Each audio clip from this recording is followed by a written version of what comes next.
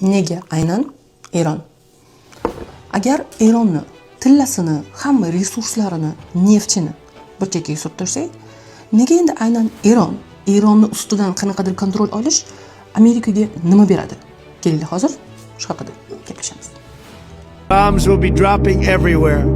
When we are finished, take over your government. It will be yours to take. Birinchi sabab Eron, Xitoy, Rossiya va Shimoliy Koreyani eng katta ally, ya'ni diplomatический do'sti.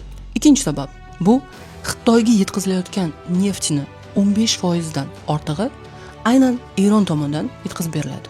Aynan shuning uchun ham 2021-yilda Xitoy va Eron o'rtasida 25 yillik shartnoma tuzilgan. Bu kontraktning nomi Comprehensive Strategic Partnership va u 2046-yilgacha Eron va Xitoy bir-birini har xil situatsiyalarda qo'llab-quvvatlash haqida va Xitoy Eronga infrastrukturasiga, transport sistemasiga, energiyasiga, xullas hamma boshqa sektorlarda Eronni rivojlanishiga 400 milliard dollardan ortiq pul investment qiladi. Va o'z o'rnida Eron Xitoyni gaz, neft va boshqa kerakli resurslar bilan ta'minlaydi. Bu degani Eronga va Xitoyga agar Amerika yoki Yevropa har qanaqa sanksiyalar qo'yishsa, bu degani ularning ekonomikasida va вообще hayotida, davlatning rivojlanishida unaqa ham katta ta'sir o'tkazmaydi. То есть bu narsalar bilan, sanksiyalar bilan ular bilan manipulyatsiya qilib bo'lmaydi ekan. Yangi sabab esa Eron va Rossiya munosabatlari. Birinchi o'rinda bu ikki davlat o'z o'rnida dunyo miqyosida eng katta sanksiyalarga uchragan davlatlar hisoblanadi. O'z o'rnida Rossiya va Eronni ham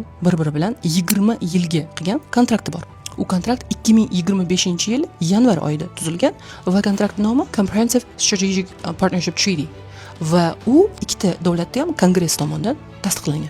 Hammasidan ham kuchli munosabatlar bu North Korea, ya'ni Shimoliy Koreyani Eron bilan bo'lgan munosabati, do'stligi. Chunki bu ikkita davlat o'rtasidagi diplomatik munosabatlar, do'stlik, bir-birini podдержка qilish 1980-yildan boshlangan.